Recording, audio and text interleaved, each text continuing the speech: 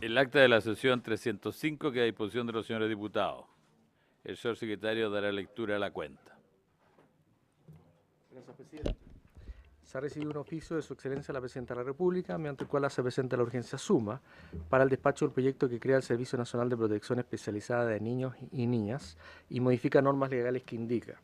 2. Proyecto de iniciativa de moción que modifica la Ley 18.918, orgánica constitucional del Congreso Nacional en materia de requisitos exigidos a exparlamentarios para integrar el Consejo Resolutivo de Asignaciones Parlamentarias. 3. Oficio del Secretario General de la Corporación, mediante el cual comunica que la Sala fijó el plazo de 15 días para informar y remitir a la Comisión de Recursos Hídricos los proyectos de ley refundidos correspondientes a los boletines 9.185 y 10.038. 4. Comunicación del Ministro de Desarrollo Social, mediante el cual excusa su participación en la presente sesión por razones de agenda. Asimismo informa que asistirá la subsecretaria de Evaluación Social, señora Heidi Benner. Eso. Un momento la sesión para continuarla de inmediato.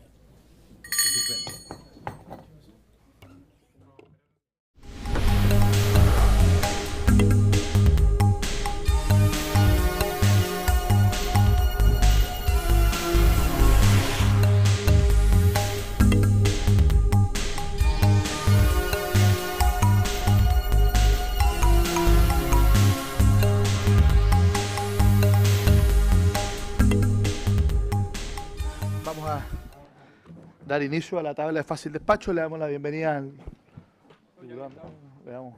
Feliz año.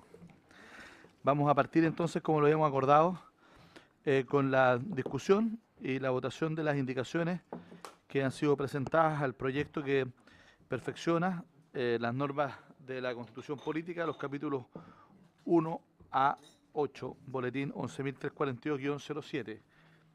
Señor secretario, para que informe respecto a las indicaciones y podamos votarlas. Presidente, las indicaciones que dan origen a la reapertura del debate de este proyecto de ley que ya la comisión había despachado son del diputado señor Rincón. La primera de ellas es para agregar en el artículo único del proyecto un numeral nuevo del siguiente tenor. Sería número 8 o 9, para agregarse al artículo 21 un inciso cuarto del siguiente tenor. El procedimiento al que se sujetará esta acción se determinará por ley. Deberá ser breve y sencillo, garantizar el pleno cumplimiento de un debido proceso, asegurar la más rápida constitución de un ministro de Corte de Apelaciones o de un juez de garantías en el lugar en el que se encuentre el afectado, derecho a atención médica urgente y de un intérprete en caso de ser necesario.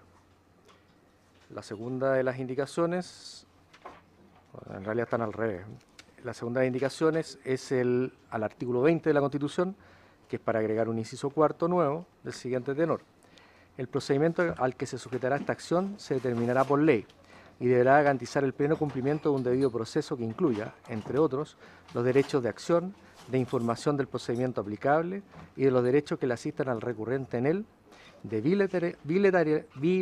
bilateralidad, de contradictoriedad, el derecho a asistencia jurídica gratuita si no puede procurársela por sí mismo, a un intérprete en el caso de ser necesario, a un procedimiento breve y sencillo y el derecho a una segunda instancia con las mismas garantías que en primera. Eso es, presidente. Muchas gracias. Yo ofrezco la palabra sobre las indicaciones. No está el autor, pero a mí hay un par de cosas que me llaman la atención, ¿ya? Que si las obligaciones que se establezca por ley, en el caso de la primera indicación, ¿por qué además avanzar tanto en cuestiones que deben estar justamente más bien en normas de rango legal que en normas de rango constitucional, como por ejemplo el tema de la atención médica, el tema del intérprete? A mí me parece que no veo la necesidad de poder incorporar esa exigencia al procedimiento desde la Carta Fundamental, ¿ya? También al generar esta posibilidad de que pueda ser un juez de garantía. Y también tengo mi duda a qué se refiere en la segunda indicación cuando se habla de un procedimiento breve y sencillo. Es una cosa que ¿ya? ¿A qué se refiere con que sea sencillo? Entonces, creo que jurídicamente, por lo menos, eso no lo había visto nunca, ya ese concepto. O sea, procedimiento sumario, procedimiento breve. Ajá. Breve y sumariamente, todo lo que uno quiera, que son conceptos conocidos, pero el del sencillo me confunde un poquito. ¿Ya? Yo no sé si tuvo la Secretaría la posibilidad de conversar con el autor las indicaciones, como para que nos aclare estos puntos. ¿No? Diputado Andrade, le ofrezco la palabra. Solo intentando una especulación. Yo entendí de la presentación que en su momento hizo el diputado Rincón que su aspiración era que este procedimiento respecto a ambos recursos fuera fijado por ley. Y hasta ahí me quedé, y hasta ahí me parecía que debiera satisfacer la aspiración. Lo demás entiendo que es un poquitito un exceso, sin el perjuicio de entrar en la determinación de lo que es sencillo. Yo creo que lo más sencillo es que nos quedemos que esto sea un tema legal y punto. No, yo estoy de acuerdo, y además creo que falta una norma transitoria, ¿ya? Porque obviamente que mientras se dicta la ley que regula tanto las acciones de amparo o recursos de amparo y la acción recurso de amparo y la acción de protección, ¿ya? ¿Qué ocurre mientras tanto, digamos? Porque si no, al momento de aprobarse esto sería absolutamente inconstitucional y hay que tener una norma transitoria en la Constitución para que se puedan, ¿no es cierto?, presentar y tramitar esos recursos en el intertanto sin que eso, digamos, pueda ser declarado inconstitucional, porque hoy día se hace mediante autoacordado. Entonces yo creo que también falta una norma transitoria. Diputado Asquilla. Yo comparto lo dicho, a mí me gusta la idea, el principio que hay detrás, creo que habría sido más simple señalar o remitirlo a una ley y no pretender que la Constitución lo regule, porque acá con la enumeración de elementos pareciera que ya es de rango constitucional el procedimiento. Y yo no sé si habrá cómo proceder acá, porque por un lado rescato la idea y si dijera simplemente que será la ley la que fije el procedimiento, lo voto a favor sin ninguna duda. No está acá el autor de la indicación para reformularla. La verdad es que no sé si es que él querrá dejarla al final para la sala, pero eso no, tendría la consecuencia de que tendría que volver el proyecto para acá. Eso puede ser. Que votemos en contra de esta, presentemos otra que solamente diga el procedimiento que sujetará esta acción, se determinará por ley, nada más. ¿Ya? Porque técnicamente, sí. En el ánimo del fair play, Por supuesto. ¿por qué no, para los efectos formales, votémoslo en contra? Pero ofrezcamos la posibilidad de que si la indicación se circunscribiera solo a que el procedimiento sea legal, lo entendemos como votado favorablemente, para no estar, digo, reponiéndolo en la sala y que vuelva evitando. ¿Ah?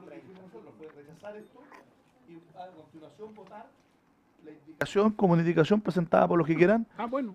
inmediatamente dejarlo votado. Perfecto. ¿Ya? Y ahí con la posibilidad de que si el diputado Rincón quiere suscribir la nueva indicación, ¿ya? Perfecto. Sea uno de los autores, le dejamos abierta esa posibilidad, creo yo que es lo que corresponde porque él fue el que lo planteó, ¿ya? Y tendríamos que redactar un transitorio de todas maneras, ¿no es cierto? ¿Le parece a la que podamos? Votemos entonces, si le parece, tomamos votación respecto a las dos indicaciones del diputado Rincón conjuntamente y después, ¿no es cierto?, votamos las indicaciones donde... primero votemos esta y después rechazarlo. Sí. ¿De forma breve y sencilla en contra? En contra. Sí, pues, abstención o en contra, sea lo mismo. ¿Dio su voto todos los señores diputados? Resultado de la votación. ¿Han emitido su voto? Sí, eso aquí no.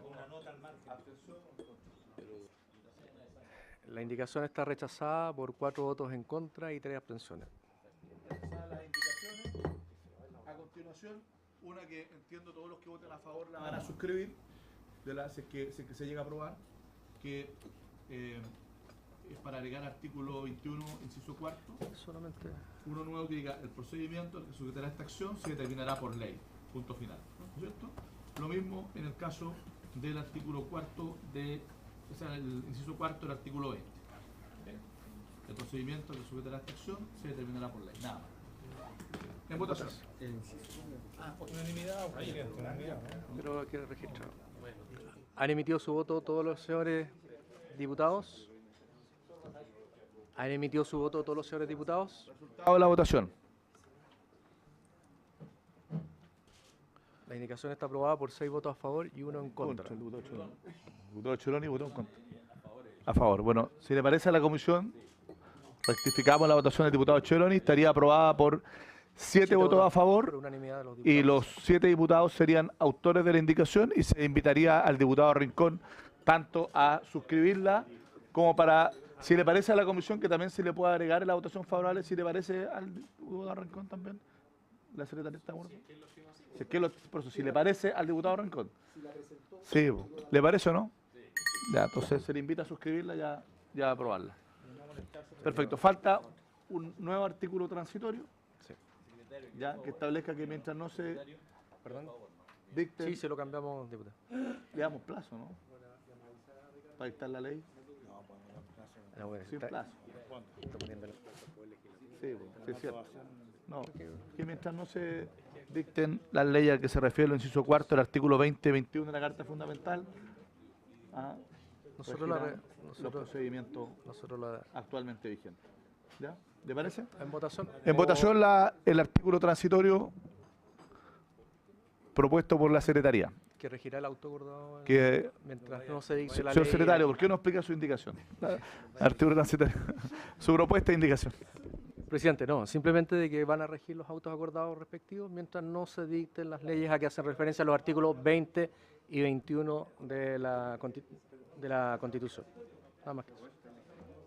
Ujú. En votación. A ver. Con la redacción que nos sugieren, el auto acordado vigente hoy día, o en el momento que se despache, digamos, la reforma, podría ser, no podría ser modificado hasta que haya una nueva ley que se haga cargo. Eso por un lado. Otra es hacer una referencia a la potestad, entre comillas, que se ha tenido durante este tiempo, cosa que es más delicado todavía. Sí. Frente a los dos caminos, yo no sé si el profesor, ya que tenemos un profesor de Derecho Constitucional, podríamos aprovechar de incorporarlo al debate. Todo gusto. No, presidente, por su intermedio. La idea es que esto contribuya a que no haya un estancamiento. La propuesta de la Secretaría que dice que regirá los procedimientos actualmente vigentes da la oportunidad de que la Corte Suprema eventualmente pueda emitir un auto acordado corrigiendo, mejorando el procedimiento que hay hoy día. Pero si nosotros dejamos fijo el auto acordado que está actualmente vigente, eso va a significar que si el legislador no interviene, no hay ninguna posibilidad de que la Corte Suprema ejerza sus facultades económicas, en fin, etcétera, para modificar ese auto acordado. Entonces, mejor la propuesta de la Secretaría y no hacer mención a los autoacordados vigentes. Esa es toda la propuesta. Entonces, ¿cómo Sí. Oye, la otra posibilidad es ponerle un plazo, ¿no? Poner un plazo para la entrada en vigencia de esto y que, en definitiva, se tenga que promulgar una ley que lo regule dentro de ese plazo y obligas tú al Ejecutivo y al Legislativo a que efectivamente regulen esto dentro de un plazo determinado y podemos discutir ese plazo, porque lo contrario, tú a partir de esta norma transitoria lo que podría hacer es que nunca entre a regir esta obligación. ¿Por qué? Porque mientras no se dicte la ley, eso puede ser ya de manera absolutamente indefinida. Entonces yo creo que quizás es mejor aprobar esto y ponerle un plazo para su entrada en rigor, y con eso lo que hacemos es efectivamente presionar al Ejecutivo como colegislador y al Poder Legislativo para que dicten esa ley dentro de ese plazo.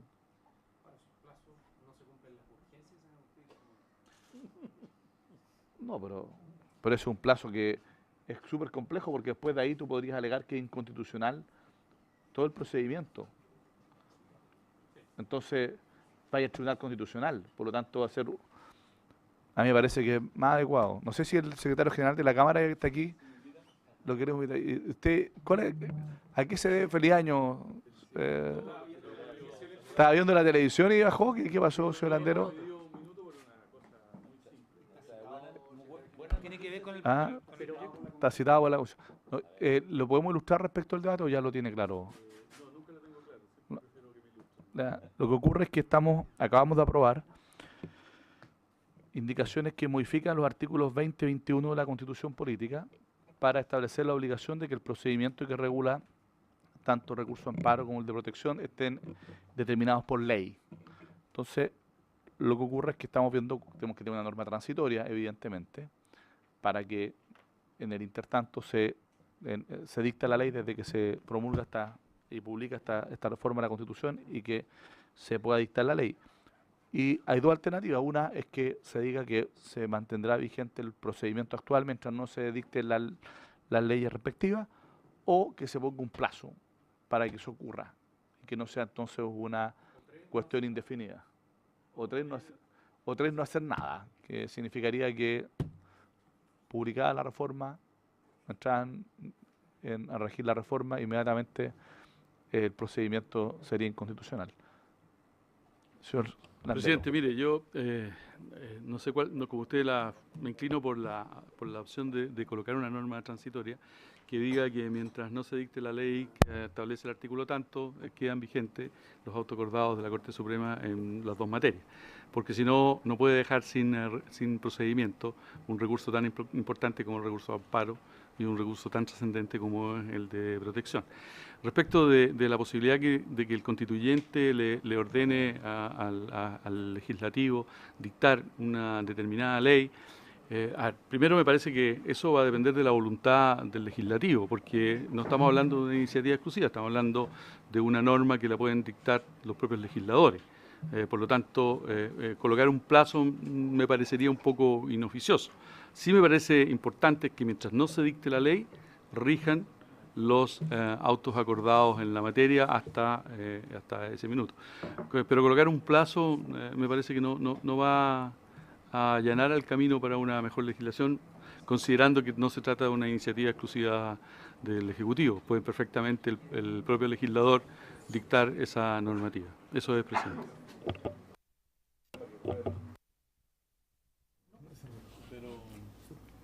Con el riesgo que pueda no ocurrir nunca, que nunca se dicte la ley. ¿Ah? Sí, eso puede ocurrir. Bueno, veamos, estamos en fase de despacho, así que nos queda poco tiempo. Veamos cuál es la alternativa. ¿Ya? Yo creo que no hacer nada, me imagino, no colocar una norma transitoria. ¿Hay alguien que sostenga esa tesis? No, nadie, ¿no? Y las dos posibilidades son, o la que se plantea, que se sugiere, y que sugiere el secretario general y que planteó el secretario de la comisión, que tiene, a mi juicio, dos problemas. La solución más limpia del punto de vista de que aseguras de que siempre vas a tener un procedimiento, pero por un lado legitima el actual y por otro lado, ¿no es cierto?, mediante el autoacordado, luego de legitimarlo, es indefinido el plazo cuando podría ocurrir aquello. O sea, esta ley podría no dictarse eventualmente nunca y tendríamos desde la Constitución legitimado el procedimiento actual.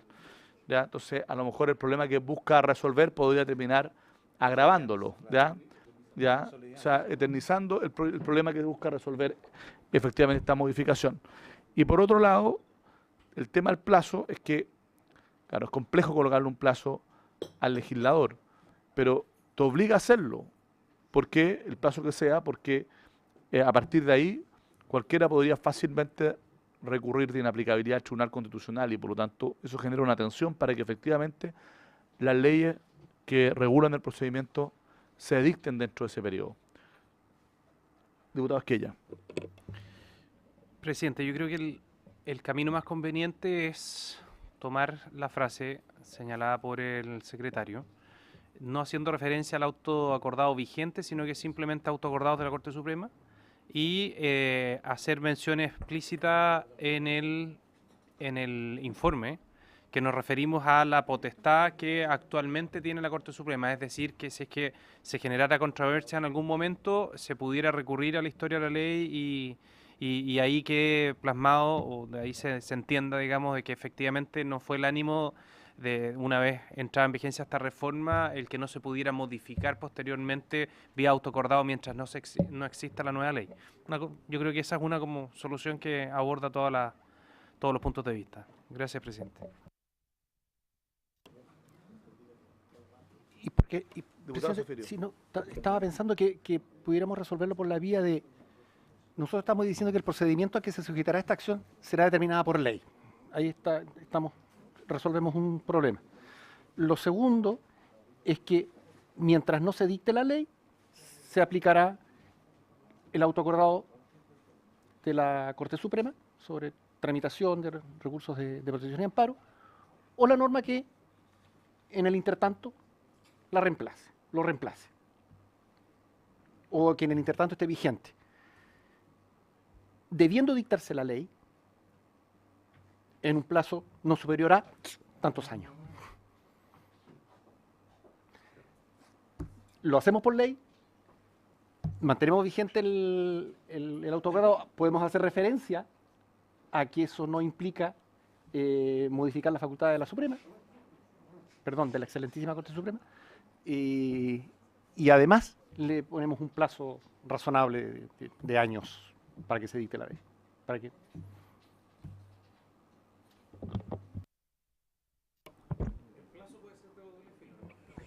Sí, o sea, lo que le pone presión, yo por lo menos,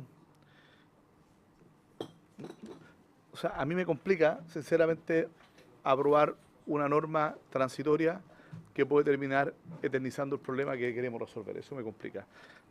Y por eso que yo soy partidario del plazo con esta posibilidad de hacerlo mixto, ¿no? Aunque si tú lo que haces es prorrogar la entrada en vigencia de esta modificación, va a entrar en vigencia la modificación al artículo 2021, entrarán en vigencia en un plazo de tanto tiempo, en el fondo tiene la misma consecuencia que en el intertanto va a estar vigente lo que hoy día tienes. El mismo efecto. Pero, diputado, o sea, señor secretario general de la Cámara. Sí, pero es que hay que mirar, presidente, con todo respeto, el objeto de los artículos 20 y 21 de la Constitución, que están dirigidos más bien a una imposición a la autoridad, porque esto no es un tema entre particulares, es decir, es la autoridad. Por lo tanto, la autoridad siempre va a tener la tendencia a tratar de no regular. Sí, está bien, pero la regla general, sí, pues, está bien, pero la regla general es que el principal ente que es objeto de los recursos de protección y el de amparo casi siempre es la autoridad en todo el sentido de la palabra. Por lo tanto, lo que no puede pasar es que no haya procedimiento para reclamar. Y créame que por mandato que tiene constitucional los tribunales, aunque usted le fije los 2 años y deje de estar el auto acordado, igual va a tener que haber algún procedimiento cualquiera que sea, porque acuérdense que la Corte no puede negar el conocer de los asuntos que se les sometan a su conocimiento. Una de las cosas que mucho se le criticó durante la dictadura a la Corte Suprema fuera justamente eso, la negación de justicia, porque no obstante estar funcionando, no tramitaba los recursos que la Constitución señalaba. Exactamente, el principio de inexcusabilidad. Por lo tanto, basado en ese mismo principio, lo que va a suceder es que la Corte va a entrar a conocer igual, aunque usted le ponga los 2 años o no. Sí le pone presión al legislativo de dictar la normativa. En ese sentido, usted tiene razón de que el plazo de 2 o 3 años, el que fuere, es bueno en ese punto, pero no va a cambiar mucho la circunstancia de que tiene que haber un procedimiento. Diputado Esquella. Quizás la otra alternativa es hacer una suerte de transitorio suspensivo y no referirse a qué es lo que está actualmente vigente una vez que se publique la reforma constitucional, sino que decir las modificaciones a los artículos 20 y 21 entrarán en vigencia una vez dictada la ley.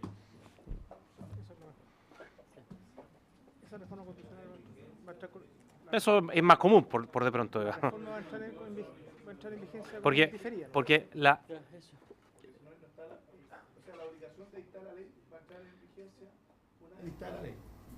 No. Las modificaciones introducidas a la Constitución en los artículos 20 y 21 entrarán en vigencia una vez dictada la ley respectiva a que se hace referencia. Pero es que lo que pasa es que ahí... Es que el tema es la fecha, sí, o sea, del ahí- plazo. Si uno se fija, en esta misma reforma constitucional tenemos unas 4 remisiones a leyes, algunas que no existían antes. Entonces uno tendería, digamos, a pensar en cada una de ellas hay que ponerle un mandato con plazo al legislador de turno. Yo creo que no. ¿Quién más me había pedido la palabra antes? Profesor Meri. Gracias, señor presidente. Refrendando lo que ha dicho recién el secretario, señor Landero, lo que ha pasado con las reformas que significan cambiar el régimen legal de tramitación de los recursos es bien singular y conviene ponerle atención. Me estoy acordando del 306 del Código de Procedimiento Penal que reglamenta el procedimiento de fallo del recurso de amparo, que por mucho que hay una norma que dice derógase, finalmente, y hay un auto acordado de 1932 acerca de la tramitación dictado por la Corte Suprema, el propósito del legislador para la reforma procesal penal fue precisamente sustituir este régimen, ya que existía un nuevo régimen más garantista. Se supone que el recurso de amparo no tenía sentido. Resulta que las normas han sido dictadas en 1999, estamos a 2018, y el recurso de amparo sigue siendo la herramienta más eficaz para proteger la libertad personal. Sigue, pese a la pretensión de ponerle término, y aquí hay una norma expresa que dice que no se aplicarán las normas del Código de Procedimiento Penal, el recurso de amparo sigue vivo, y la razón por la cual es así es porque el 21 no requiere normas complementarias que signifiquen este desarrollo, de tal manera que la preocupación por establecer normas transitorias o a contar de tal o cual fecha comenzará a regir, quizás se estrellaría en la práctica con que los tribunales, por el mandato constitucional dado por el texto permanente, van a dar aplicación y van a buscar la forma de que esta acción no pierda vigencia por una decisión del legislador. Y sobre ese punto, sobre este último punto, sobre los plazos de entrada en vigencia, en general, y espero que no me miren con alguna reticencia porque estoy diciendo una cosa que puede ser resistida, la administración considera que los plazos que se le dan no son fatales para ella. No veo por qué un plazo dado por el legislador tendría que ser fatal para el legislador mismo. Y para el constituyente para el legislador, de tal manera que si bien se entiende, se comparte la idea de alguna gradualidad, quizá el medio no es el más feliz. Diputado Esquella. El efecto práctico, a mi juicio, porque coincido con que no hay cómo obligar a que se cumpla ese plazo por parte del legislador, pero sí se le está dando una herramienta jurídica a la contraparte en una eventual interposición de esos recursos, creo yo. Una vez, digamos, superado ese plazo o vencido, alguien podría reclamar de que el procedimiento en virtud del cual se tramitó el determinado recurso está fuera del marco constitucional y dilatar con un camino en el Tribunal Constitucional de ese recurso, en fin. Yo coincido que los tribunales igual van a conocer de esto porque tienen principio de inexcusabilidad, ¿no es cierto? Y son derechos fundamentales los que están en juego. Y por lo tanto tienen que actuar. Desde ese punto de vista, ¿ya? Yo prefiero que no tengamos una norma transitoria a que lo que nosotros hagamos, la norma transitoria, sea definitivamente legitimar lo que hoy día tenemos y eternizarlo en el tiempo. Ese es el tema del plazo. Sea o no fatal, ¿ya? Tú al colocar un plazo, lo que tú haces en el fondo es que a partir de ahí claramente tú vas a poder impugnar lo que nosotros queremos corregir. Y eso obviamente que es una presión para el legislador. Y a lo mejor puede ser no un año, puede ser 2 años. Por eso que el periodo de vacancia para la entrada en vigencia de esto a mí me parecía que era razonable, ¿ya?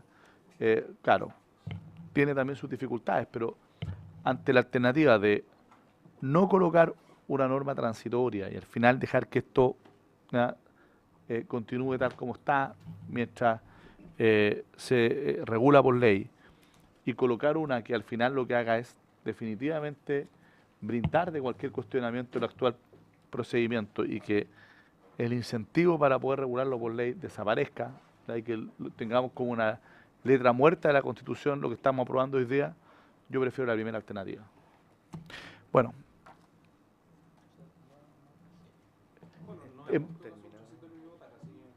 No sé, si vamos a insistir con el transitorio o lo dejamos así. Presidente. Diputado Soto. A mí me parece que nosotros estamos interviniendo estas normas porque existe en la sociedad un cuestionamiento acerca de la constitucionalidad del procedimiento actual. El que esté regulado por un autoacordado, sin duda, es una materia que está fuertemente cuestionada en la doctrina, en la práctica, en todos lados. Si nosotros aprobamos una modificación constitucional que eleva a rango legal la regulación de estas acciones constitucionales, estamos inmediatamente dándole fundamento completo, tal como dice el diputado Esquella, a la inconstitucionalidad del procedimiento actual. Y yo creo que ahí no habrían dos interpretaciones. Sin duda quedaría comprobada la inconstitucionalidad de los autoacordados, a tal punto que la propia Constitución ratifica y consagra que debe estar regulada por ley. Si existía alguna duda antes de esto, no la habría si esto entrara en vigencia. Por consiguiente, me parece que nosotros deberíamos establecer alguna fórmula para el tiempo intermedio, puesto que no tener una regulación legal y una Constitución que lo mandata específicamente, puede sin duda agravar los problemas que hoy día tenemos. Y creo que ese no es el sentido de lo que estamos haciendo. ¿Cuál es la propuesta? Las dos, por lo menos, algunas de las dos que se han mencionado. A mí me parece que establecer la vigencia de la regulación actual, sin un pronunciamiento específico del carácter de ella, podría solucionar el problema en el tiempo intermedio. Sí, pidió la unanimidad para poder prorrogar por 10 minutos la hora de tiempo de fácil despacho.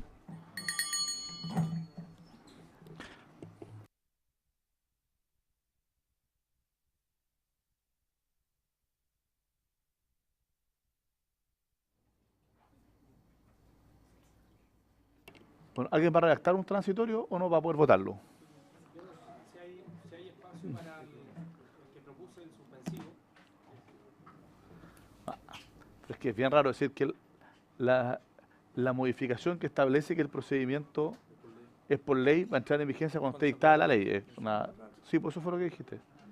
Sí, en el fondo eso, pues. Eso dijiste. Ya, pues, eso. Pero la única entrada en vigencia es la modificación que te obliga a establecerla por ley.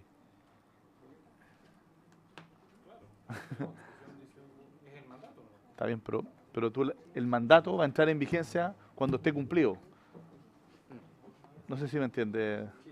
Es para pronunciarse, para no dejar de... Sí.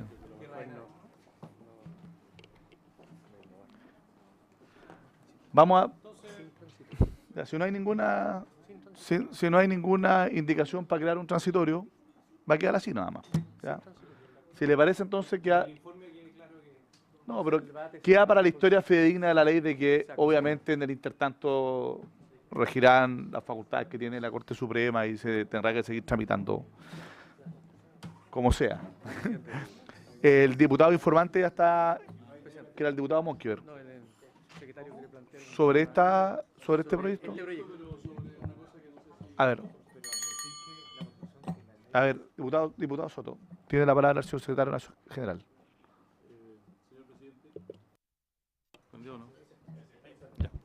Señor presidente, mire, en la reforma del 2005 hubo una omisión en los estados de excepción constitucional que nos parece relevante hoy día poder corregir. Recordarán ustedes que hasta la anterior vigencia de esa reforma había una norma en el entonces artículo 44 que señalaba más o menos que a los parlamentarios, a los jueces, a los miembros del Tribunal Constitucional, al Contralor General de la República y a los miembros del Tribunal Calificador de Elecciones no les eran aplicables todo lo que decía relación con la restricción particularmente a los derechos de locomoción y reunión en los estados de excepción constitucional. La reforma del 2005 trató de obviar ese problema con una frase que a mi juicio no es muy feliz, porque envió a la ley orgánica la alternativa de que debe contemplar estrictamente lo necesario para el establecimiento de la normalidad constitucional y bajo ningún respecto puede afectar las competencias y el funcionamiento de los órganos constitucionales ni los derechos e inmunidades de sus respectivos titulares. Eso es una frase, a raíz de la discusión anterior, que no dice nada, porque la que establece cuáles son las restricciones es la Constitución y no la ley. Por lo tanto, mal puede la ley, que es una norma, además en este caso con mandato expreso del constituyente, de regular una materia específica, puede establecer excepciones a la regla constitucional. Pongo un ejemplo. En algunos casos, el presidente de la República puede restringir, ¿no es cierto?, el derecho de reunión. Imagínense que en caso de catástrofe el derecho de reunión esté restringido en la ciudad de Valparaíso, mal podría funcionar los órganos constitucionales, particularmente el Congreso Nacional, que funciona ahí. La idea es agregar hoy día al artículo 44 de la Constitución Política de la República un último inciso cuya redacción me permito proponer. Y no es nada más que revivir lo que tenía la Constitución antes de la reforma del 2005, en el sentido de que en ningún caso los estados de excepción constitucional y las restricciones a la libertad y el desplazamiento que tienen los parlamentarios, los jueces, los miembros del Tribunal Constitucional, el Contralor General de la República y los miembros del Tribunal Calificador de Elecciones pueden ser restringidos en ninguno de los estados de excepción constitucional, ni el de asamblea, ¿no es cierto?, ni tampoco en los casos de conmoción interior, ¿no es cierto?, emergencia, calamidad pública, pueden afectarse particularmente el derecho de reunión y el derecho de libre locomoción de los parlamentarios. Está en una redacción que me he permitido hacer llegar a la Secretaría de la Comisión para que se pueda leer si es de el interés de los señores diputados. Señor secretario, de lectura la propuesta de indicación. Presidente, esta indicación agregaría un numeral 10 nuevo al artículo único del proyecto del siguiente tenor. 10. Agrégase en el artículo 44 el siguiente inciso final. En ningún caso las medidas de restricción y privación de la libertad podrán adoptarse en contra de los parlamentarios, de los jueces, de los miembros del Tribunal Constitucional, del Contralor General de la República y de los miembros del Tribunal Calificador de Elecciones. Diputado Esquella, estamos discutiendo. ¿Y eso sería sin eliminar la frase agregada en el 2005?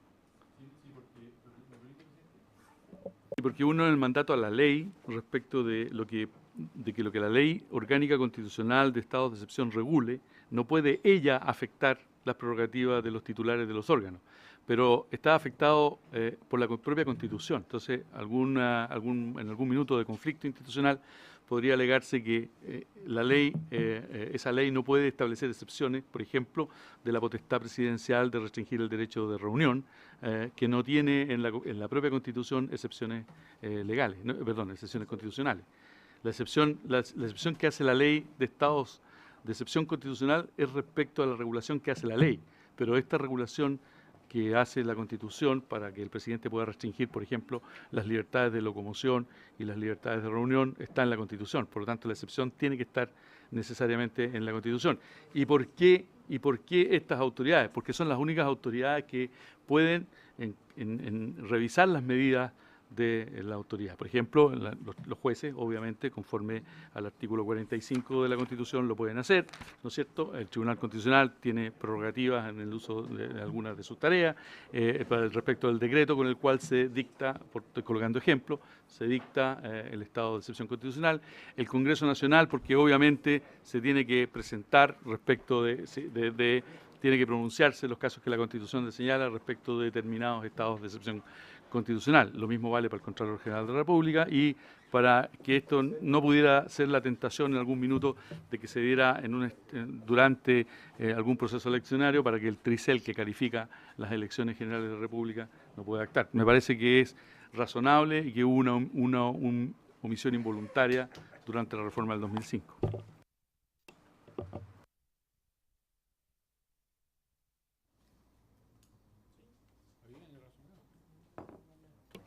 Si le parece, entonces, vamos a colocar en votación, la suscribimos todos los que voten a favor. ¿Cuál sería el texto? Aquí ya lo leyó, ¿Podría leerlo, lo leyó secretario? recién.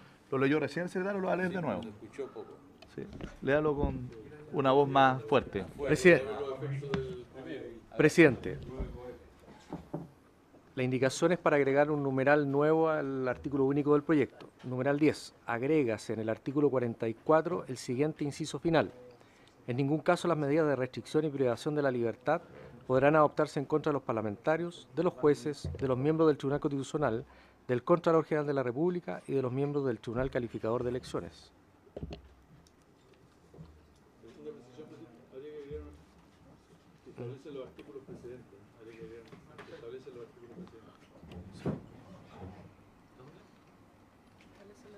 La medida de restricción y privación de libertad que establecen los artículos precedentes.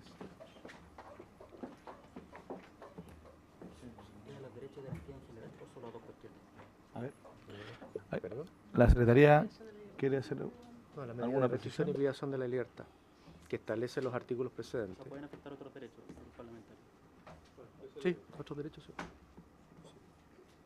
La posibilidad de reunión y el derecho a desplazarse a través del territorio nacional, conocido como la libertad de locomoción.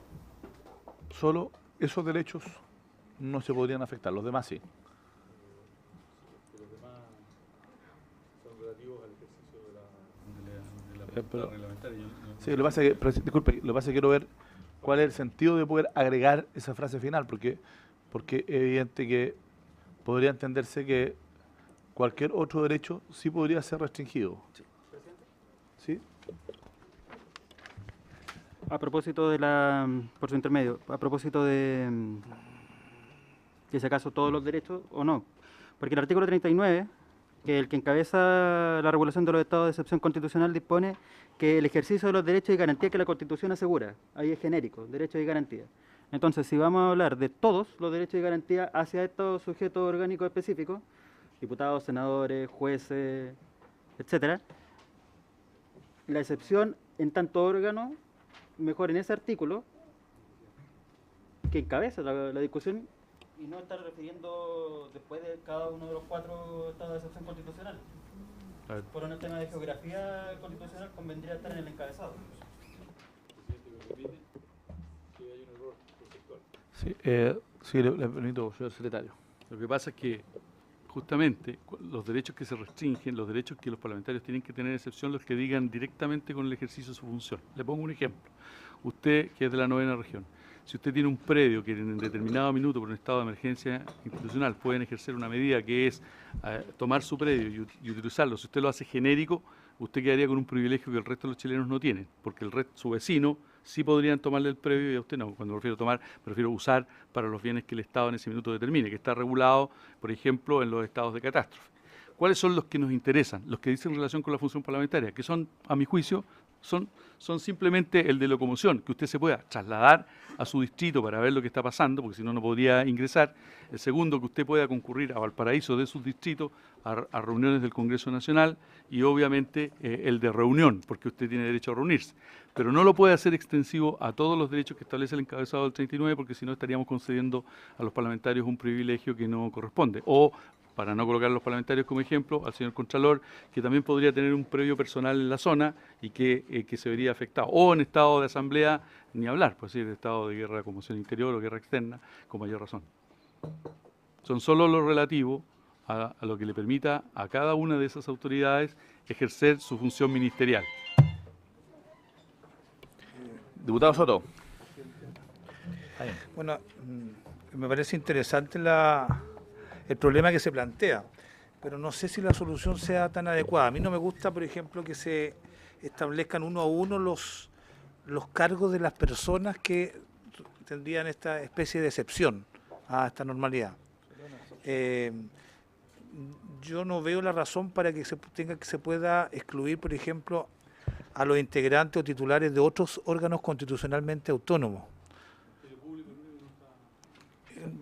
El Banco Central me parece tampoco tiene una calidad especial, pero me gustan las normas más bien genéricas, más que una a una, porque si se crea algún cargo distinto va a tener que modificarse esto.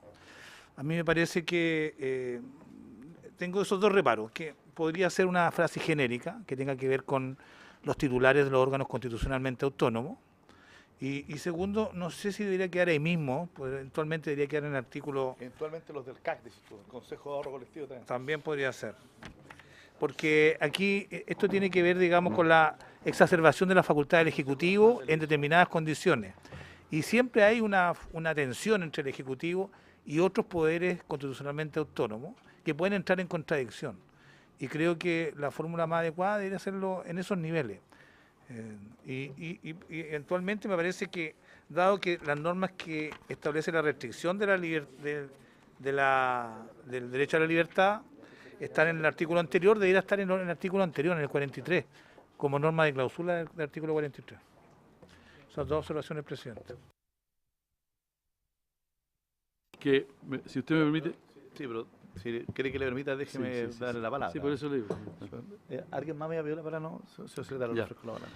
Es que, a ver, sobre el primer punto, lo que pasa es que por tratar de hacer una norma genérica en la reforma del 2005 caímos en el error al llevarlo a la ley orgánica. Solo, si mi memoria no me traiciona, solo nos quedaría fuera de la enunciación que yo dije, son los miembros de, efectivamente, los consejeros del Banco Central y el Ministerio Público. Sí, el Consejo Nacional de Televisión. Ahora, lo relevante me parece que tal vez el Ministerio Público, bueno, me falló la memoria entonces, serán muchos más. ¿A qué voy? A que sí, tal vez uno podría mejor nombrarlos todos y que no se nos quede ninguno. Pero estoy pensando en lo que tiene relevancia con la declaración del estado de excepción y no todos los órganos constitucionales realmente, porque no es esa la idea. Eso uno. Y lo segundo, creo que es el 44 el correcto, presidente, porque el 43 lo que regula es el estado de asamblea, uno de los estados de excepción constitucional. Entonces usted lo pone el 43, a ver. Sí, está bien, pero me parece que en el 44, que era además donde originalmente estaba históricamente, hace más sentido. Ahora, si ustedes creen que es más correcto el 43... Sí, a ver, perdón, dos cosas. Lo primero es que yo creo que aquí la excepción tiene que ser excepción y por lo tanto es mejor que queden individualizados los cargos que están exceptuados. ¿Ya? Si uno hace una excepción genérica, va a meter Consejo Nacional de Televisión, que no sé si tenga mucho que ver, si llegamos, nosotros aprobamos en esta comisión, no sé si algún día se llegará a discutir en la Cámara la creación del Consejo de Ahorro Colectivo. O sea, ¿tendrá sentido de que los consejeros del Consejo de Ahorro Colectivo ya tengan esa excepción? No tiene mucho sentido. Entonces, creo que es mejor que sea bien individualizado y determinado cuál va a ser esta excepción. Y por otro lado, yo estoy de acuerdo en que sea en el artículo 44. ¿Por qué? Creo que tiene que ser el 44 porque además acá se establece que la ley orgánica regulará los estados de excepción así como su declaración y la aplicación de las medidas legales y administrativas que procediera a adoptar bajo aquellos. O sea, también este es un mandato ya para el legislador respecto de que en la dictación de esa ley orgánica obviamente se tiene que considerar la excepción de estas autoridades y por lo tanto cómo se ejercerían los derechos bajo esos estados por parte de estas autoridades.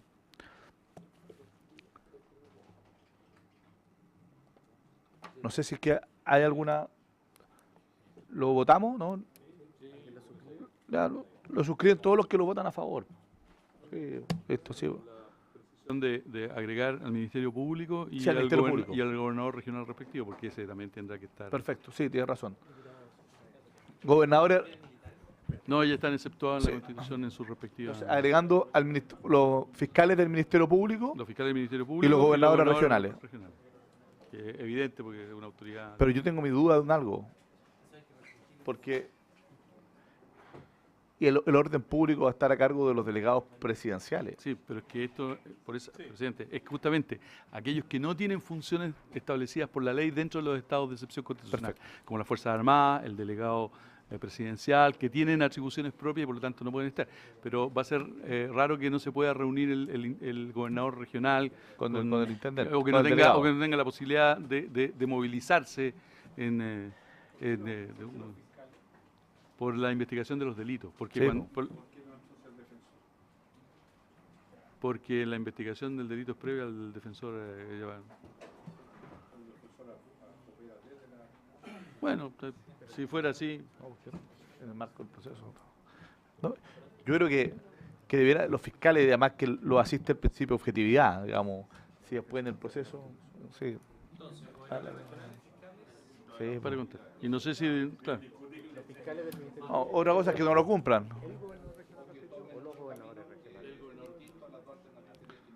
Sí. Está bien, pero son estados de excepción. Son estados de excepción. Y no está en la Constitución del defensor. En votación. Adicionales, sí. Ministerio Público y Gobernador Regional. En votación. En votación. Ya. Leámoslo por... Presidente. El texto sería para agregar el... No lo excuso, señor secretario, pero usted no es... Presidente, para agregar en el artículo 44 un inciso final del siguiente tenor. Dice, en ningún caso las medidas de restricción y privación de la libertad que establecen los artículos precedentes podrán adoptarse en contra de los parlamentarios, de los jueces, de los miembros del Tribunal Constitucional, del Contralor General de la República, de los fiscales del Ministerio Público, de los miembros del Tribunal Calificador de Elecciones y del gobernador regional respectivo. En votación. En votación. Pues está... Sí, está activado el sistema. ¿Han emitido su voto todos los señores diputados? Yo me cambié de asiento. No, si lo tengo asignado en ese asiento. Puede votar ahí. Vote no. ¿Está activado el sistema? Sí. ¿Han emitido su voto? ¿Han votado todos los señores y señoras diputados? Listo. Resultado de la votación. La indicación está aprobada por 8 votos a favor. Esto es una muestra más del poder del andero. Del poder del andero, te digo. Ah, espera. Ok. ¿Quiere hacer la consulta? Sí, sí. Diputado Rincón. Diputado Rincón. Previo a esto tuvimos un largo debate respecto de las indicaciones que usted presentó. Quiero decirle que fueron rechazadas por la unanimidad de los diputados en el sentido de que para darle la posibilidad de que usted, si lo estima bien, reponerla de la sala, ¿ya? Pero porque se entendió de que lo que correspondía y el acuerdo y lo que nosotros creíamos que debiese estar en la Constitución era solo la obligación de que el procedimiento estuviese determinado por ley, nada más, ¿ya? Y no entrar a colocar elementos que ya están en la Constitución, como el debido proceso, eso ya está en la Constitución, no había que repetirlo, ni tampoco, digamos, determinar la autoridad competente, ni hacer calificaciones de la sencillez del procedimiento, que se consideró por la Comisión que era innecesario incorporarlo en la Carta Fundamental, y por eso que aprobamos una indicación que suscribimos todos, que el acuerdo de invitarlo a usted a suscribirla como el principal promotor, si le parece bien, y también invitarlo a sumarse en el voto favorable, si le parece, solo a... Aprobamos tu indicación cambiando la Sí, que queda... El procedimiento que sujetará esta acción se determinará por ley, nada más. Diputado Rincón. Gracias, presidente. Voy a partir deseándole feliz año a todos los miembros de la comisión, porque si lo hubiera saludado uno a uno, evidentemente lo interrumpiría en el debate tan intenso jurídicamente que habéis tenido previo a esta notificación, que dado lo que ha señalado el colega Esquella, se entiende. De hecho lo conversamos. La esencia de la indicación presidente proceso intermedio es precisamente eso, ¿ya? Lo que pasa es que todos estamos acostumbrados cuando empezamos a escribir a agregarle un poco más. Efectivamente. De hecho, esto fue antes de fin de año preparado, así quedó ingresado. Pero la esencia, y lo conversamos con el diputado Esquella, es la que usted ha dicho, es decir, que el procedimiento esté regulado por ley, así que obviamente estoy en el acuerdo, en el gran acuerdo, que siempre ha sido, tampoco lo suscribió por lo que veo, así que sigue siendo parte de la tónica conversar, ningún problema. Entonces se incorpora en la firma de la indicación al promotor principal y además con el voto a favor, el diputado Rincón. ¿Se despacha entonces el proyecto? Lo de Rapa Nui. ¿Hay alguna indicación al respecto? Sí, yo tengo mi duda si esto efectivamente requiere consulta indígena. Porque podrían decir algunos que en realidad más que Rapa Nui es Tepito Tejenúa, como le dicen ellos además. Perfectamente, entonces creo que... ¿Sí? Sí, entonces... No, pero puede ser cualquiera... Pero yo creo que para eso diría que no sé si se requiere consulta indígena. Está nuestra subsecretaria de evaluación, yo creo que sería importante la opinión del Ministerio de Desarrollo Social. Yo tengo mis dudas respecto a aquello. ¿Cuál es el concepto más apropiado? ¿Si Rapa Nui o podría ser Tepito Tejenúa? Ellos estiman Rapa Nui, ¿eh?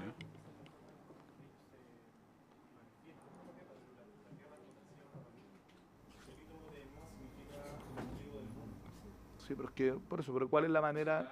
Ahí hay una discusión dentro de ellos mismos, por eso te digo. Ya, sí. Yo no tengo problema en votarlo a favor ni apoyarlo, pero tengo mi duda respecto a la necesidad de consulta indígena. Mi duda es esa. Diputado Andrade. Es la duda que se nos planteó la vez pasada, si ustedes se acuerdan. Mira, primero quiero contarles que de la información que yo por lo menos tengo, incluso fui visitado cuando presidí la corporación el periodo anterior, ellos están en la línea de denominarse Rapa Nui, ¿no? Y por amplísima, casi por unanimidad, ¿no? Tanto así que vino una delegación con sus autoridades, no me pidan que le repita los nombres, pues sus autoridades al respecto. Y le he consultado a los parlamentarios de la región y ellos en general tienen la misma percepción. No sé si Arturo, que es de acá, y por eso firmamos un proyecto en esa dirección. Ahora, respecto a la eventual consulta, la verdad que la consulta no tiene un procedimiento establecido, consulta.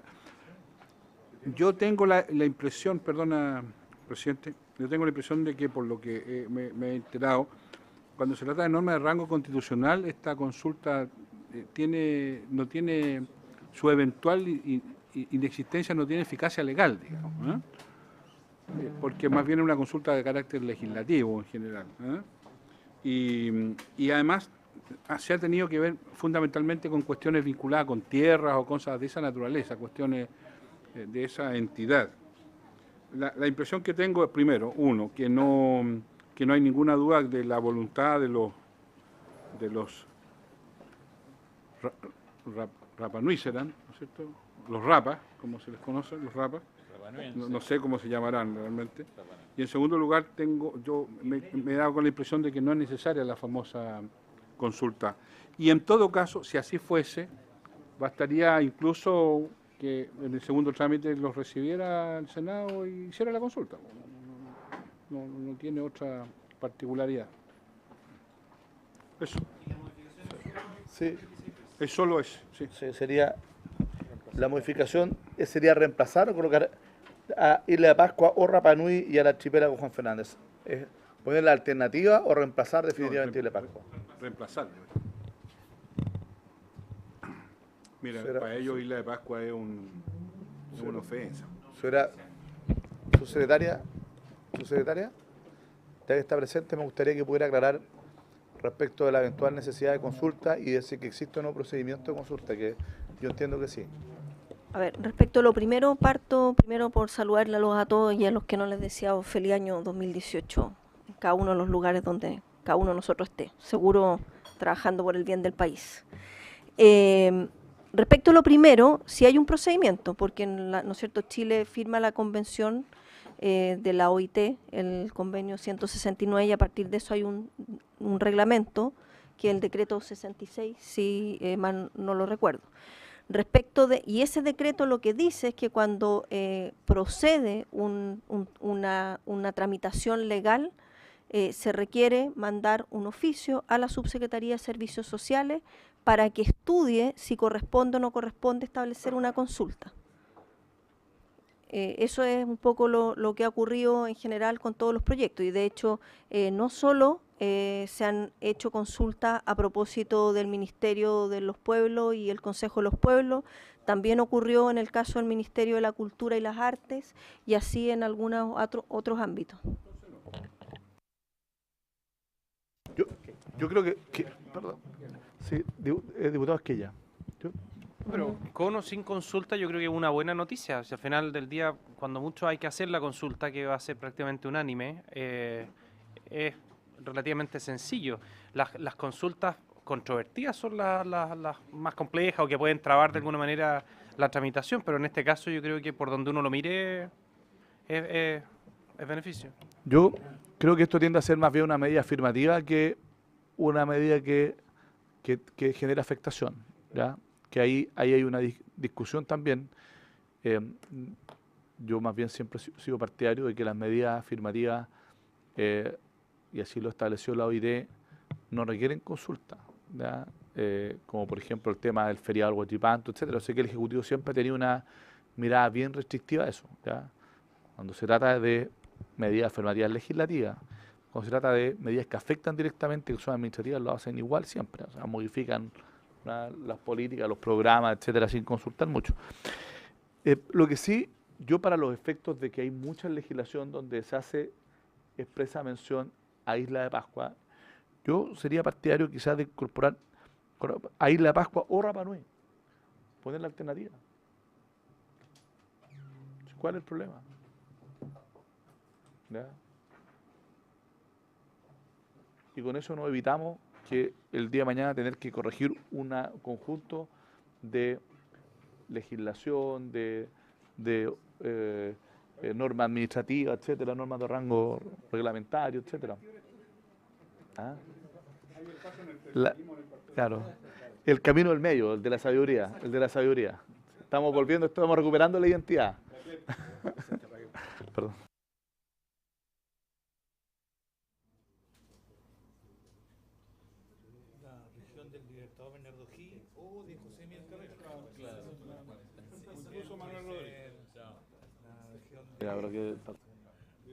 ¿Le parece que podamos incorporarlo en esos términos? ¿Sí? ¿Sí le parece? ¿Ya? Ya, pues, el diputado Andrade la suscribe. Pues. Andrade y yo y más. Ya. Aprobada la modificación del artículo 126 bis de la Constitución en esos términos. Como alternativa. Unánime. Ya. También. Ya. ¿Todos la suscriben? Todo, perfecto, no hay problema. ¿Despachado entonces el proyecto o queda algo por ahí entre medio? ¿Ya? Despachado. Sí, diputado Coloma. Solo que existía me decía el diputado que existía un proyecto transversal en esta materia que se haga cuando se lea el informe expresa mención al proyecto existente para que las personas que lo presentaron en su tiempo vean que está su pega ahí representada en el acuerdo. Sí. Por supuesto, vamos a colocar la comisión recogiendo este proyecto, ya presentó la indicación. Perfecto, así quedará consignado en el informe. El diputado Monker está especialmente interesado en leer esa parte. ¿Ya? Diputado Rincón. Lo primero es lo mismo, o sea, incorporar con los números de boletines y los autores, aquellos que tenían mociones en ese sentido. Y lo otro, pedirle que pueda coordinar con la Secretaría, lo hemos conversado, lo que pasa es que no estaba usted en la reunión pasada, a propósito de determinar la reforma que ya aprobamos en el gran acuerdo para que se regule por ley las acciones constitucionales. Hay un proyecto de ley que tiene bastante discusión y sanción, y de hecho yo creo que la única parte que podría generar diferencia dice relación con los tratados, que yo creo que para ahorrarse temas, dado que estamos tratando de buscar acuerdos, es derechamente sacarlo, simplemente. Y sacando el tema de los tratados, tenemos regulación constitucional, o legal, mejor dicho, de este mandato constitucional aprobado, para que pudiéramos verlo y ponerlo en tabla, presidente. Sobre todo dada esta invitación a poder legislar con horas extraordinarias que no ha hecho el presidente de la corporación. Exactamente, como nosotros nadie tiene acá Parkinson, yo creo que podemos seguir en la misma tónica. Muchas gracias. Lo que sí Lo que sí que le pediríamos especialmente que hable con el diputado Gutiérrez para que no se sienta fuera de ese gran acuerdo. Ya, estamos acordados. En algún momento no.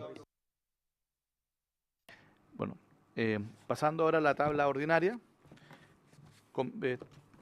corresponde comenzar a votar. ¿Sí? ¿Estamos listos? Gran acuerdo despachado. ¿Ya? Sí, corresponde entonces comenzar a votar el proyecto que crea el Servicio Nacional de Protección Especializada de Niños y Niñas y modifica las normas legales que indica Boletín 11.176. En votación. Señor secretario.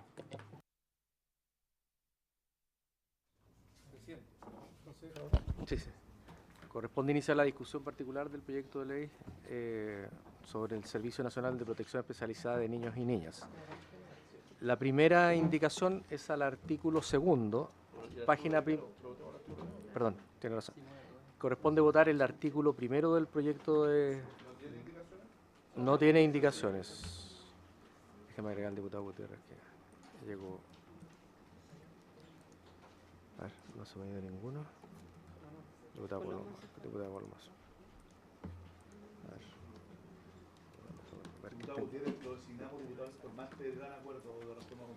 No, el diputado Monk. No, era el diputado Monk.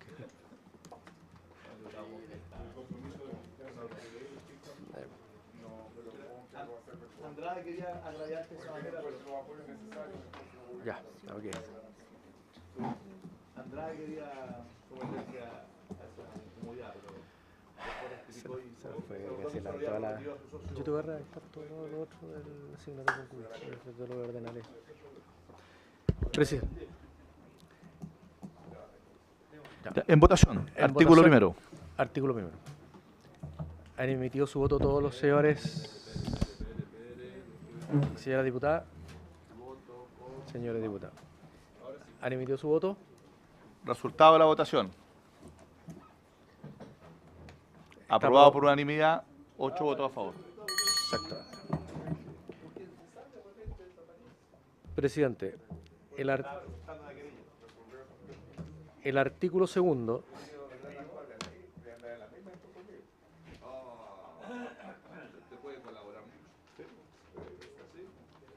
Presidente,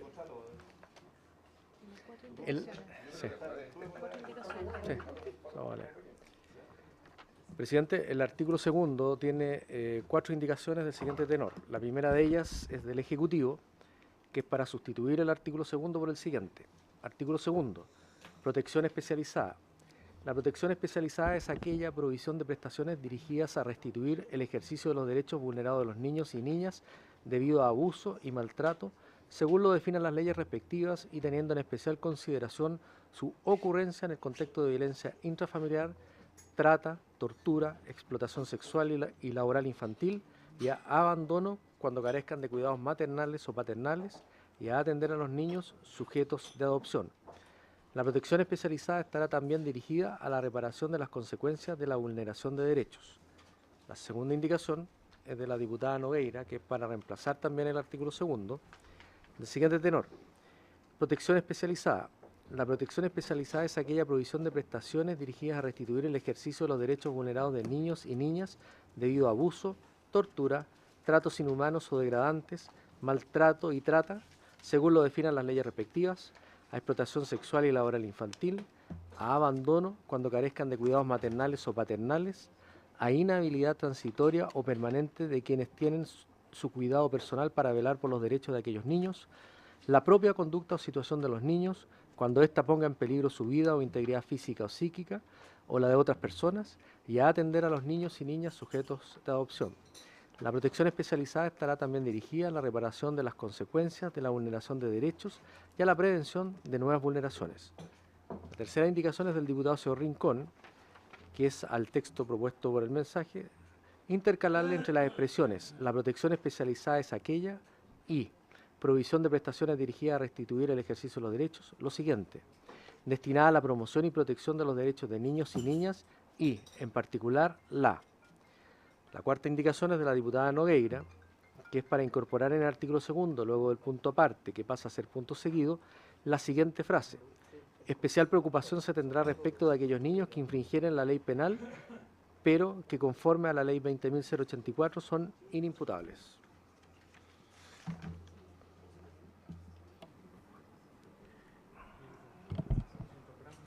Yo, según lo que veo, la indicación de la diputada Nogueira reemplaza la norma y la del Ejecutivo también. Con la del diputado Rincón son complementarias, porque el diputado Rincón lo que hace, en el fondo, es agregar los conceptos de promoción y protección de derechos dentro de el concepto, digamos, de protección especializada, ¿ya? Entonces, lo que yo propongo es votar en primer lugar el artículo 2 del Ejecutivo, ¿no es cierto?, del Ejecutivo, y con eso se entiende rechazada el de la diputada Nogueira si se aprueba, y luego, no todas las otras, y luego votar la del diputado Rincón porque esa es complementaria de la indicación del Ejecutivo. Entonces, en votación, sí, es complementaria. Pero ¿qué es lo que pasa? Si usted hace esa figura, tiene una indicación sobre indicación. No, pues sí que la indicación es reemplaza el artículo. No, porque la del Ejecutivo reemplaza el artículo. Sí, pero discúlpeme, pero lo que pasa es que si uno deja a los diputados, si usted aplica esa norma, priva a los diputados de la posibilidad de presentar indicaciones, porque lo que hace el Ejecutivo es reemplazar el artículo. Pero una consulta, presidente. Diputado Rincón, ¿la indicación suya es al artículo original del mensaje o a la indicación del Ejecutivo? Es a los dos, porque se aplica a los dos.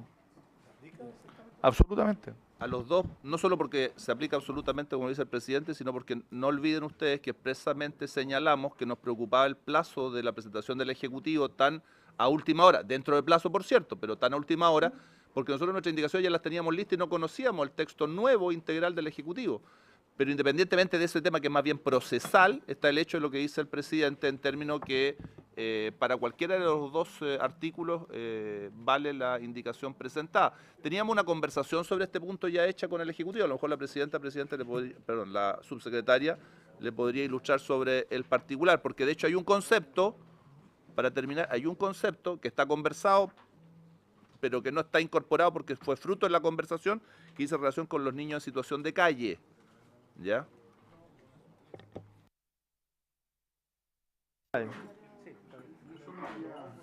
Quería consultar al Ejecutivo la indicación del número 2, la diputada Nogueira. ¿Qué opinión le merece? Porque la siento un poco más completa que la indicación del Ejecutivo. Subsecretaria. ¿Nadie más quiere hacerle consulta al Ejecutivo? Para que responda en una sola oportunidad. Subsecretario, ofrezco la palabra. Recordar por su intermedio, señor presidente, que las indicaciones del Ejecutivo fueron trabajadas en una mesa con los distintos asesores de los señores parlamentarios y por eso se decide, ¿no es cierto?, de alguna forma cambiar completamente el artículo 2, que es el que se presenta acá. Respecto de la indicación del diputado Rincón, si está puesto después de aquella, lo que va a entender es que la protección especializada siempre se va a deber a la promoción y protección de los niños y niñas, y no solo de aquellos que están vulnerados en sus derechos, que es el objeto del servicio como se aprobó en el primer entonces, lo que tiene que ver con todo lo que es promoción y protección de los derechos es específicamente se puso en el proyecto de ley de la Subsecretaría de la Niñez y que de hecho está aprobado por ambas cámaras y hoy día lo que va es a la comisión mixta a discutir dos artículos en particular. No esto que ya está puesto ahí, de hecho incluso se le ampliaron las funciones a la subsecretaría respecto de aquella materia. En particular, respecto de los niños que han sido vulnerados sus derechos, en lo que tiene que ver con la promoción y protección para evitar nuevas vulneraciones, eso también se incorporó dentro de las indicaciones del Ejecutivo y en particular está en el artículo 12, si mal no lo recuerdo. Entonces, por lo menos como está puesto la redacción y puede ser en parte por lo que dice el diputado que fueron presentados al mismo tiempo, pero está pero la parte genérica respecto de todos los niños está en la Subsecretaría de la Niñez, y respecto de la vulneración de los niños que son sujetos de este servicio y evitar nuevas vulneraciones, también está dentro de una de las indicaciones en el artículo 12. La segunda consulta del diputado Chaín respecto, perdón. Presidente, pero es que para aclarar ese punto. Pero que termine primero, porque responda Andrade y después vemos el otro. Sí, que termine la... Es que si no vamos a estar mezclando un tema con otro. Ya, diputado Enrique. Porque estamos en áreas muy específicas, estamos en bien. particular. Lo que pasa es que parte de lo que dice la subsecretaria es efectivo, pero en definitiva la solución está dada por lo que ella misma ha señalado. Es cuestión, de hecho se conversó con la asesora de la subsecretaria para cambiar la ubicación. No olvide usted que fue presentada antes de la propia indicación del Ejecutivo.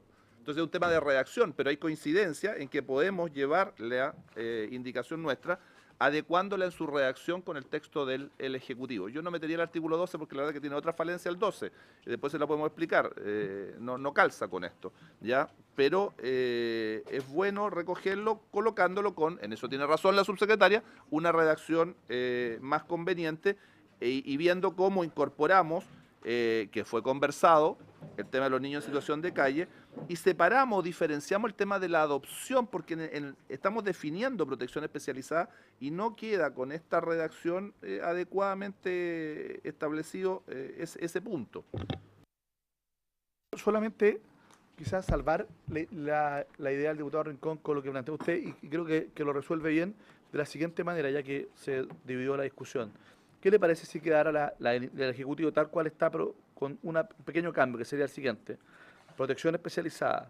La protección especializada es aquella provisión de prestaciones dirigidas a promover y restituir el ejercicio de los derechos vulnerados de los niños y niñas debido a abuso o maltrato, según...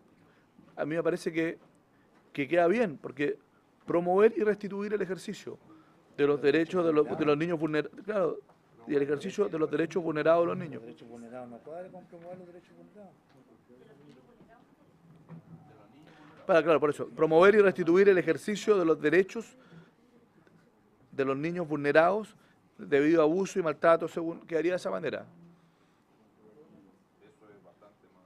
¿Ya? Yo entiendo que lo que quiere el diputado Rincón, que me parece bien, incorporar en este artículo que establece la definición, también el tema de la promoción. ¿Ya? Sí, subsecretaria. Antes, perdón, diputado Andrade, que no llegamos todavía a esa consulta, pero sobre el mismo punto, la indicación 55 es la que yo hacía alusión, está en la página 15, y en ese mismo sentido uno podría pensar que la protección especializada es aquella provisión de prestaciones dirigidas a restituir el ejercicio de los derechos vulnerados de los niños y niñas, lo que incluye prevenir nuevas vulneraciones de esos derechos, como también la promoción de los mismos, que es como está puesto en la página 15, que es un poco distinto para no cambiar en ese sentido el foco, porque el primer foco es restituir y después podemos poner coma, lo que incluye prevenir nuevas vulneraciones de esos derechos, como también la promoción de los mismos, que es lo que aparece en la página 15 como indicación 55 del Ejecutivo. ¿Estaría de acuerdo? Porque para darle coherencia a la indicación que va al artículo 12, que es la del 55, es bueno colocarla en la definición. Esto justamente lo que hace es que le da coherencia.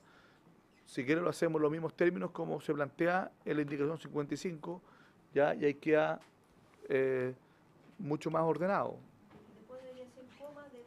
Después, ¿la coma quedaría dónde? ¿Cuál es la opción? Donde dice, al final dice, la protección especializada estará también dirigida a la reparación de las consecuencias de la vulneración de los derechos, ¿ya? Así como la promoción de los mismos. ¿Cómo quedaría? A ver. ¿Cómo? Perdón. ¿En qué parte la pondré usted? La protección especializada, al inicio de la redacción, la protección especializada es aquella provisión de prestaciones dirigidas a restituir el ejercicio de los derechos vulnerados de los niños y niñas, lo que incluye prevenir nuevas vulneraciones de esos derechos, como también la promoción de los mismos, debido al abuso, maltrato. No queda, del castellano no funciona. No, hay un problema. Sí, yo creo que con incorporar el promover y restituir el ejercicio de los derechos de los niños y niñas, ¿ya? vulnerados debido al abuso, niños y niñas vulnerados. ¿Ya? Claro, eso es. Po. Así querían, la protección especializada es aquella provisión de prestaciones dirigidas a promover y restituir el ejercicio de los derechos de los niños y niñas vulnerados debido a abuso y maltrato según las definiciones de la ley. Así continuaría. Es que el promover no es lo fundamental, lo primero es restituir el ejercicio de los derechos, evitar nuevas vulneraciones y en ese sentido promover en ese caso a esos niños, porque la promoción general está en la subsecretaría, entonces si partimos, eso nos preocupa un poco de la reacción que usted está sugiriendo. Agrégalo al final. ¿Por qué no lo agrega al final del texto Entonces del agrégalo Ejecutivo? al final. Obvio, al final del texto Al final, del como le Ejecutivo. puse yo, al final del artículo. ¿Ya? Entonces, la protección especializada estará también dirigida a la reparación de las consecuencias de la vulneración de derechos y ahí se agrega. Como también, sí. así no. También puede ser.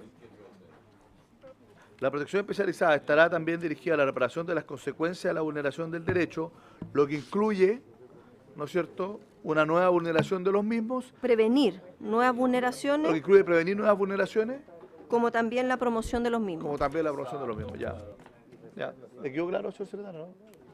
Al final, lo que incluye, ¿no es cierto?, prevenir nuevas vulneraciones, así como la promoción de los mismos.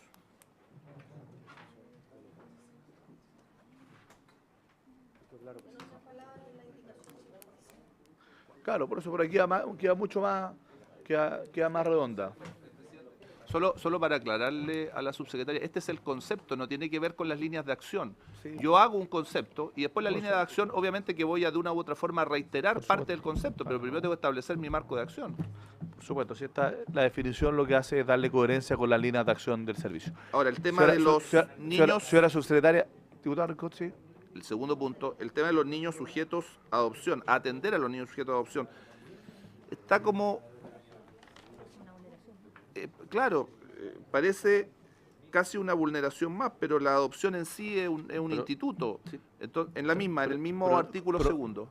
Sí, pero eso no tiene que ver con su indicación. No tiene que ver con comunicación, pero es parte de lo que conversamos. Entonces yo preferiría que primero le responda al diputado Andrade y después incorporamos nuevos temas, por favor. Subsecretaria.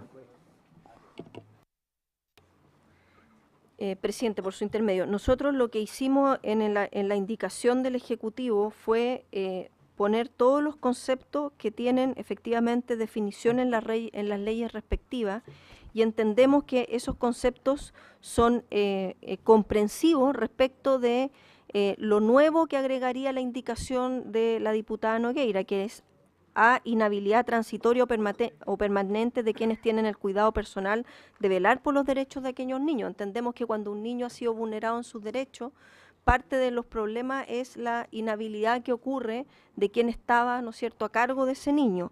La propia conducta o situación de los niños cuando estos pongan en peligro su integridad física o psíquica nos parece que es más allá que es el niño siendo vulnerado, el niño tiene una cierta conducta, bueno, habrán otros canales que permitan de alguna forma solucionar ese tema. Y yo diría que eso, porque después viene lo de los sujetos, y después lo último que agrega también en el último frase de ese inciso es la protección especializada estará también dirigida a la reparación de las consecuencias de vulneración de derechos y a la prevención de las nuevas vulneraciones, que ya lo discutimos. Entonces, eso es un poco las razones. Diputado Rincón. Lo reitero, el tema de los niños en situación de calle, que fue conversada con la asesora de la ministra para considerarlo como un tema especial, y la separación, diferenciación adecuada de la atención a los niños sujetos de adopción, porque se confunde con las vulneraciones mismas. No queda, si uno lee el conjunto, pareciera estar mezclado con el concepto de vulneraciones o de ataque a los derechos de los niños. Entonces, si no tienen alguna posibilidad, alguna separación y mejor redacción de lo que es la adopción propiamente tal. Y repito, los niños en situación de calle, de poder considerarlo acá.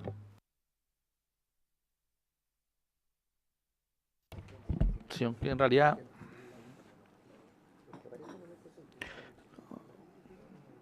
sí, la mayoría probablemente de los niños en situación de calle están incorporados a la situación de abandono, pero no todos.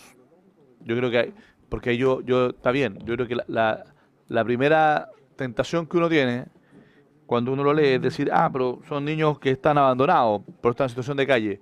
Pero ¿qué ocurre cuando el grupo familiar completo es el que está en situación de calle? ¿Ya? Ahí no estamos hablando de las hipótesis anteriores, ni de violencia, ni de tortura, ni de explotación sexual, ni laboral, ni tampoco de abandono. Es una situación de una pobreza extrema, ¿ya? Donde probablemente a lo mejor en esa familia no hay por qué presumir de que hay violencia, ni que hay maltrato, ni ninguna de esas cosas, pero hay una pobreza extrema. Entonces, incorporar una atención preferente respecto a aquello me parece que tiene lógica. Incorporar ahí... ¿Puedo responder? Sí, claro. A ver, efectivamente, los niños en situación de calle los tenemos considerados dentro del ámbito de abandono cuando carezcan de cuidados maternales o parentales. Pero efectivamente hay niños en situación de calle que están con su familia, pero para eso hay otros programas que no necesariamente son el Servicio de Protección Especializado. De hecho, dentro del Ministerio de Desarrollo Social, en particular de la Subsecretaría de Servicios Sociales, hay un programa específico de calle y también de intervenciones a partir de seguridad y oportunidades donde se atiende preferentemente dentro de una de las acciones son las personas en situación de calle y en particular las familias que están con los niños, que es distinto a un servicio de protección especializado que su sujeto de atención son los niños que han sido vulnerados en sus derechos y por tanto están abandonados y carecen del cuidado maternal o parental. Por eso es que no se puso de esa forma, señor diputado. Diputado Rincón. Es que esa diferenciación de una vulneración a los niños, sea cual sea, versus una no vulneración porque es el conjunto de la familia la que está en una situación determinada, es una diferenciación a nuestro juicio errada. Hay lamentablemente casos en que toda la familia está en una situación de calle. Y la vulneración uno podría decir, bueno, ¿quién la estaba produciendo? La sociedad, pero algo está fallando en el sistema y de hecho hay un caso de hace unos 4 o 5 meses, puede que menos, que salió en televisión donde la familia pedía ayuda públicamente porque no quería seguir a la vera de una carretera importante de Santiago en un pedazo de pasto y casi eriazo, en realidad, de dicha carretera, porque no tenía los medios para tener un lugar donde pernoctar siquiera, transitoriamente, ¿ya? Y la familia quería proteger a sus hijos, ¿ya? Entonces, si el tema de la adopción va a estar, porque lo dice el propio Ejecutivo, dentro de la temática de este servicio, y todos sabemos ya que la inhabilidad parental es una causal que determina susceptibilidades de adopción, y lamentablemente las inhabilidades parentales, ratificadas por comisiones investigadoras de esta corporación, se vinculan con pobreza. ¿Cómo no va a ser una obligación para el Estado el tener que asumir que una familia que está en situación de calle, toda la familia que quiere proteger a sus hijos, este servicio que va a estar vinculado con adopción tiene que tener un mandato y una obligación de subsanar eso? Y este caso que está grabado y que ha sido público, donde padre y madre piden ayuda porque han viajado desde el norte a la zona central por mejor expectativa económica, que no han encontrado y que los tiene viviendo a la vera de una carretera, es una situación que genera una vulneración, pero no porque los padres siquiera la quieran o la deseen, todo lo contrario. Entonces, creo que la diferenciación que hizo el presidente es precisamente la que interpreta el por qué nos preocupa este tema y que va mucho más allá de un niño abandonado. Va mucho más allá de un niño que no tiene a su padre o su madre. Las tienen, y los tienen. Y esto ya está probado fácticamente por el ejemplo que he dado, ¿ya? Y que la subsecretaría y el ministerio deben conocer. Por lo demás, supongo que habrán intervenido en esa situación, porque fue angustiosa y se transmitió en varios canales de televisión. Y creo que más de algún oficio de la corporación hubo sobre el particular. Pero eso ocurre, lamentablemente ocurre.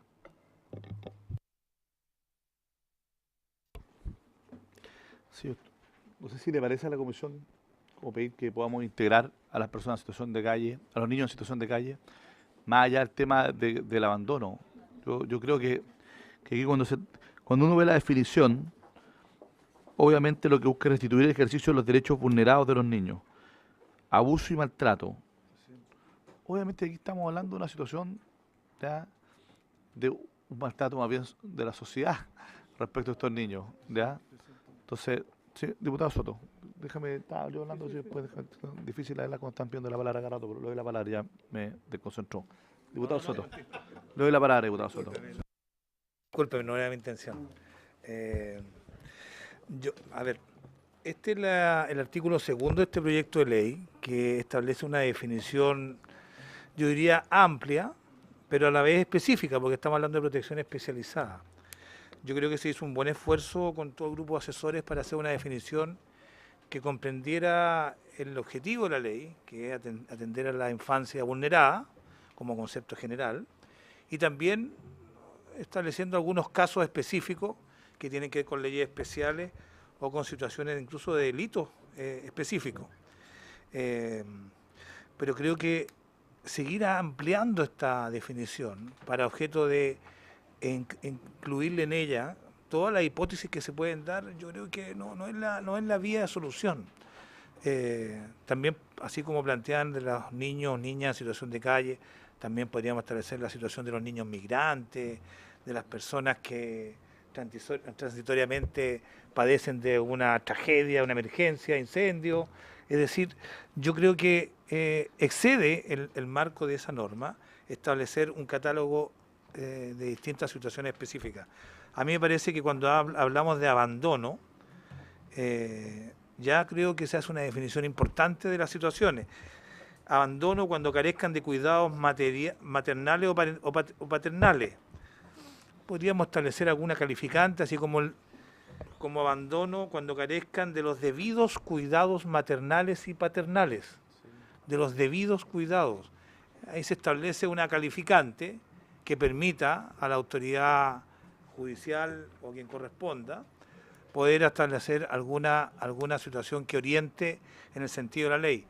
Pero me parece esa situación preferible a establecer caso a caso a todas las hipótesis de abandono, porque eso es casi interminable.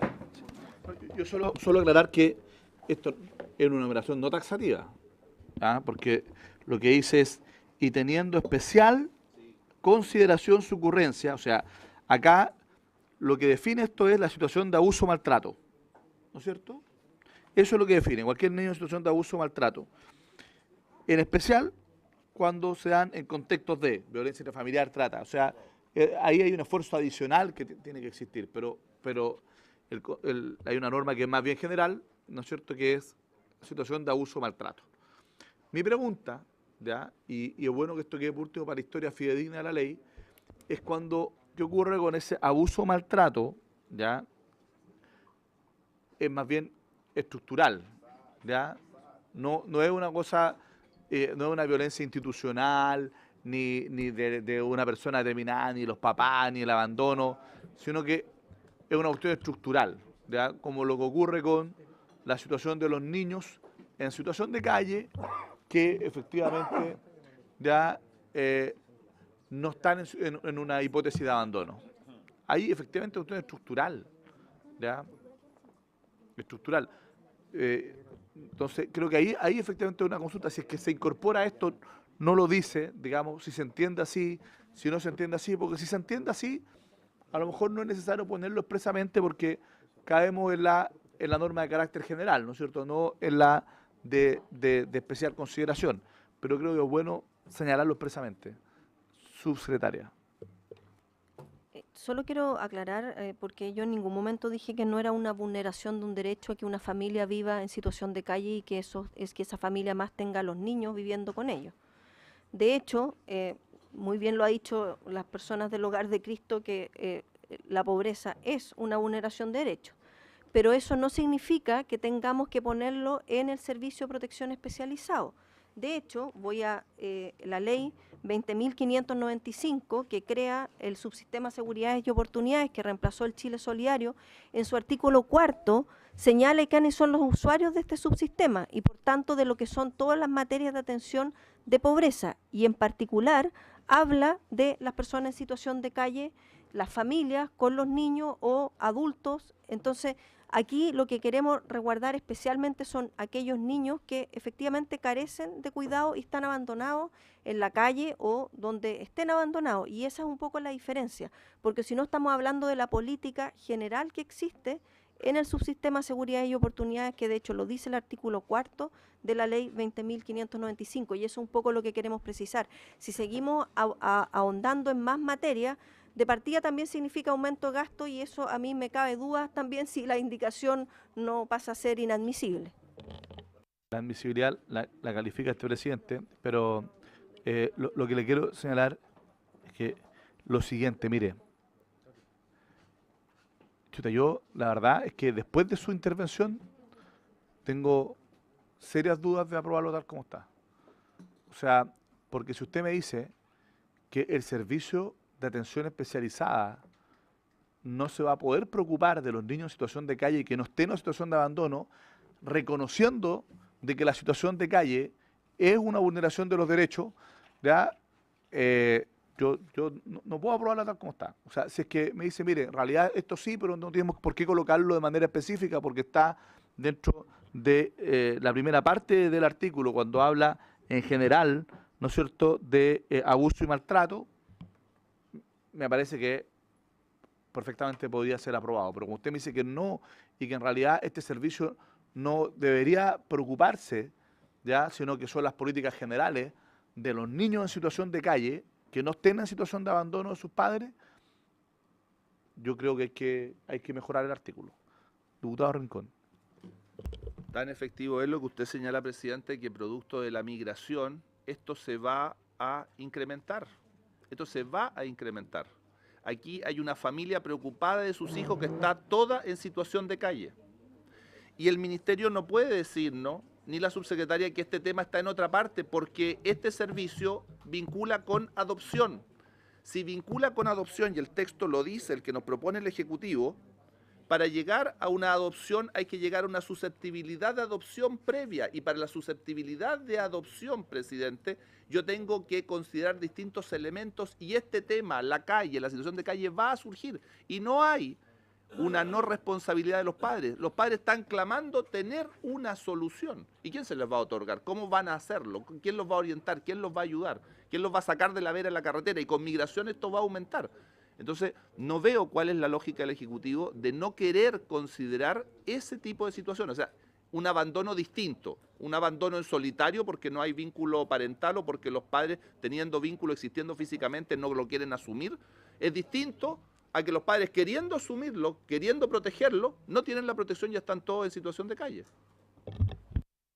Muchas gracias. Tenemos que ir a constituir la sala ahora a las 5.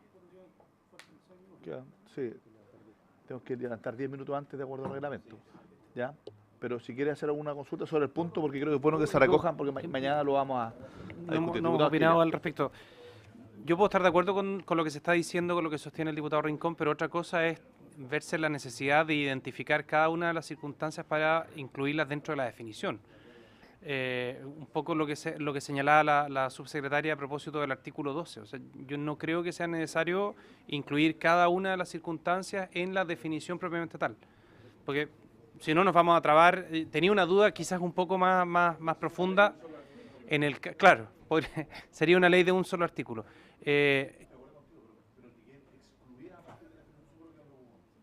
Es que yo no lo veo así. Lo que estoy diciendo es que la política de pobreza está en la ley, en particular 20.595, que crea el subsistema de seguridad y oportunidades como parte del sistema intersectorial de protección social, donde un punto de atención específico es trabajar en materias de pobreza con la familia en situación de calle y con esos niños, que es distinto a que el servicio de protección especializado también tenga ese rol o no lo tenga. No es que lo vayamos a restringir, pero si lo ponemos en cada uno, la pregunta es, entonces, ¿se hace cargo el subsistema desde la Subsecretaría de Servicios Sociales o se va a hacer el servicio de protección especializada? Nosotros entendemos que son materias diferentes y por eso es que existe esta ley a la que estoy haciendo referencia. No con eso estoy diciendo que no sea importante el tema. Mañana lo votamos, pero el otro se hace cargo con todas las realidades, sea adulto mayor, joven, niño.